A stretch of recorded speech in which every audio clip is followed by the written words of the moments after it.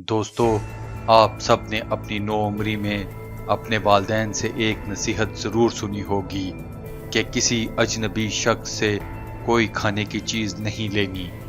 काश इस नसीहत पर इन 28 बच्चों ने भी अमल किया होता जिनके साथ बदफेली की गई, तशद्दुद किया गया और जो आज मनो मट्टी तले अब्दी नींद सो रहे हैं।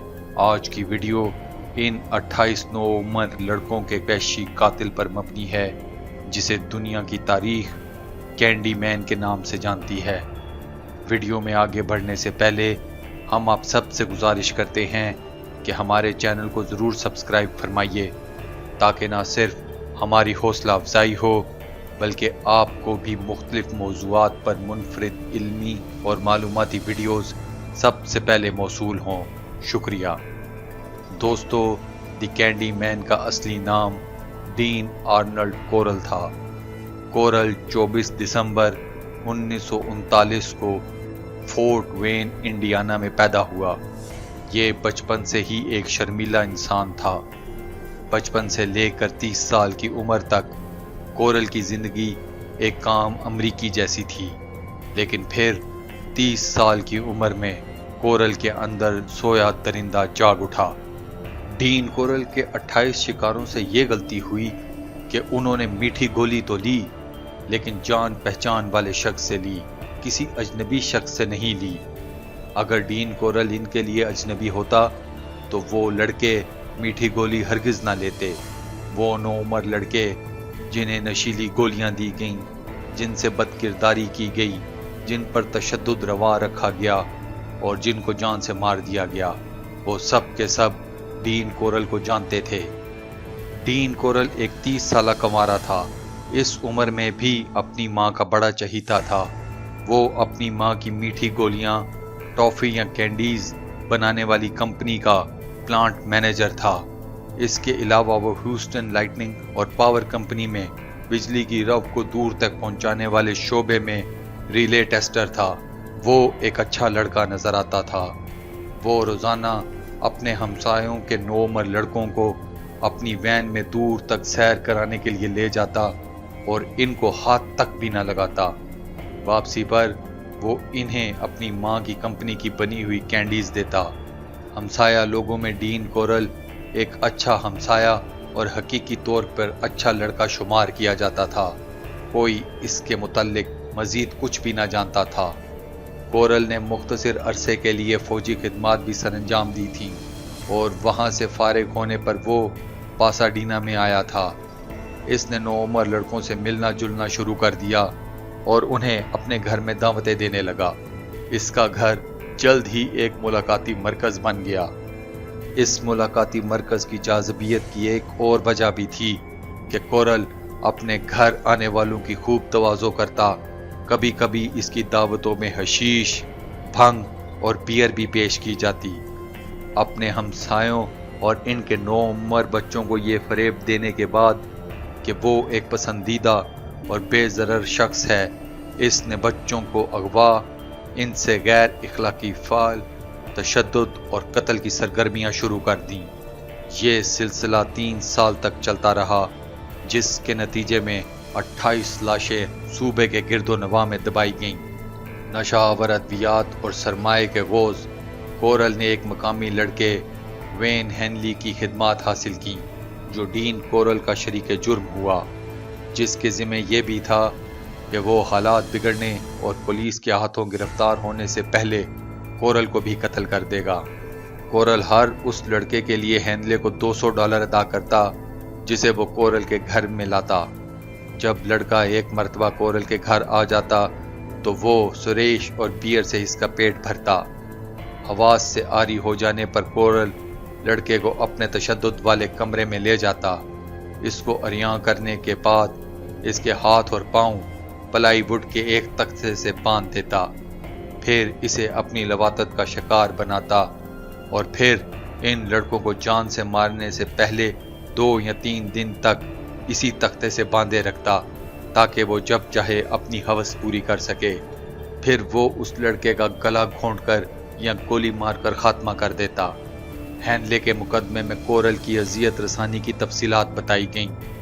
کورل لڑکوں کے زیر ناف بال ایک ایک کر کے اکھاڑتا، امتحانی نلیوں سے اس کے آگے اور پیچھے کے سوراخ بند کر کے ان کو چیخنے چلانے پر مجبور کرتا اور ان کی چیخوں کی آواز کو دبانے کے لیے اونچی آواز سے ریڈیو بجاتا۔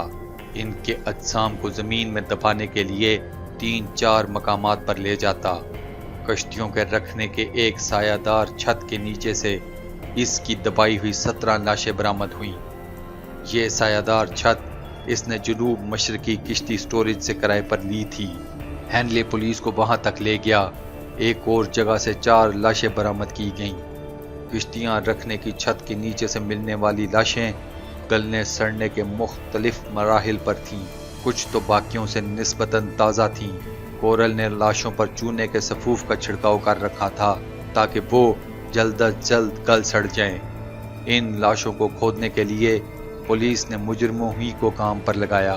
انہوں نے صرف لاشیں ہی نہیں بلکہ ان لاشوں کی ملکیتی اشیاء کو بھی کھود نکالا۔ ایک مجرم بدبو کی تاب نہ لا کر شدید قسم کی کیک کرنے لگا۔ جب 10ویں لاش برآمد ہوئی تو مجرموں کا حال تو پتلا ہونا ہی تھا، پولیس والے بھی اپنا دل نہ سنبھال سکے۔ یہ ایک سراغ رساں کے بھتیجے کی لاش تھی۔ میٹھی گولیاں بانٹنے والے کی بدماشیوں، حرام زدگیوں اور قتلوں کا سلسلہ اگست 1973 میں اس وقت ختم ہوا جب ہینلے نے 22 بور کے پستول سے کورل کے سینے میں 6 گولیاں مار کر اسے ختم کر دیا۔ وجہ یہ ہوئی کہ اسی ماہ ہینلے اپنی ایک دوست لڑکی کو کورل کے ہاں دعوت پر لایا تھا، ساتھ ہی وہ کورل کے لیے ایک لڑکا بھی لایا تھا۔ سریش اور بیئر سے اس رات ہینلے بھی اپنے ہوش کھو بیٹھا، لیکن جب اسے ہوش آیا تو وہ کورل کے تختہ ستم سے بندھا ہوا تھا جس پر کورل نوعمر لڑکوں کو باندھا کرتا تھا۔ وہ عریانی کی حالت میں تھا اور اس کے ہاتھوں میں ہتھکڑیاں لگی ہوئی تھیں۔ کورل بھی عریاں حالت میں تھا۔ ہینلے کو ہوش میں آتے دیکھ کر اس نے اونچی آواز سے چلانا شروع کر دیا کہ ہینلے کو اپنی دوست کو ادھر دعوت میں لانے پر سزا دی جائے گی۔ ہینلے نے کورل کی منت سماجت کی، جس پر کورل نے اس کے سامنے ایک شرط رکھی کہ ہینلے اپنی دوست کی عصمت دری کرے گا اور پھر اس کو گولی سے اڑا دے گا۔ یہی کچھ کورل اغوا کردہ لڑکے سے کرے گا۔ اس شرط پر اتفاق کرنے کے بعد کورل نے ہینلے کو آزاد کر دیا۔ ہینلے نے اس موقع سے فائدہ اٹھایا۔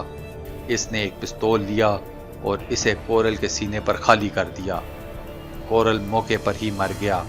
ہینلے نے خود ہی پولیس کو بلایا۔ جب پولیس وہاں پہنچی تو ہینلے نے جو سچ تھا وہ بینہ سب اگل دیا۔ تحقیق کے نتیجے میں 28 مظلوموں کے اجسام زمین سے حاصل کیے گئے۔ مذکورہ بالا اجسام کے علاوہ 4 اجسام رے برن کی جھیل سے اور 6 ہائی آئلینڈ سے برآمد کیے گئے۔ ہینلے پر مقدمہ چلا جس کے دوران بار بار یہ سوال اٹھا کہ 3 سال کے عرصے میں کتنے بچے گم ہوئے اور پھر کبھی تلاش نہ کیے جا سکے، اور کسی نے کیوں نہ تحقیق کی کہ جب بچے تلاش نہیں ہو رہے تو ان کا تعلق قتل وغیرہ سے بھی تو ہو سکتا ہے۔ گمشدگی کی واضح رپورٹیں والدین نے پولیس کے پاس درج کرائی تھیں، لیکن ہیوسٹن پولیس کے پاس 20 لاکھ کی آبادی کے لیے صرف 2200 کی پولیس نفری تھی۔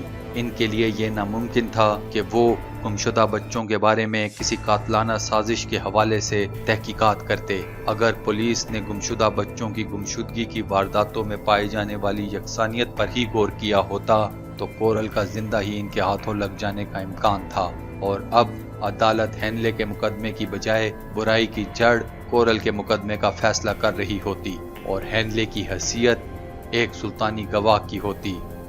اب گزرا وقت واپس نہ آ سکتا تھا۔ وین ہینلے کو 99 سال قید بامشقت ہوئی۔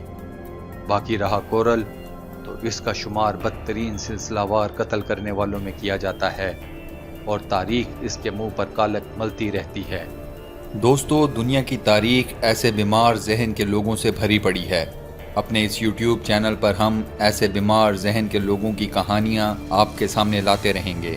ان میں سے کئی لوگ یا تو اب تک مر چکے ہیں یا پھر سلاخوں کے پیچھے اپنے کیے گئے گناہوں کی سزا بھگت رہے ہیں۔ آج کی ویڈیو آپ کو کیسی لگی ہمیں کمنٹ سیکشن میں ضرور بتائیں، تاکہ آپ کی رائے کو مد نظر رکھتے ہوئے ہم اپنی ویڈیوز کو مزید بہتر بنانے کی کوشش جاری رکھیں۔ بہت بہت شکریہ۔